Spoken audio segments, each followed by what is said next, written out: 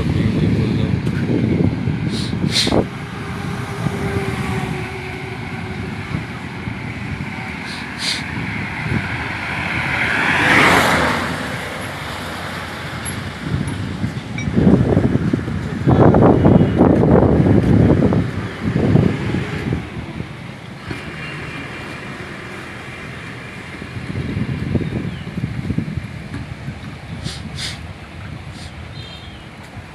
যতদূর চোখ যায় শুধু ফুল গাছের সমারোহ, ফুল গাছ আর ফুল গাছ।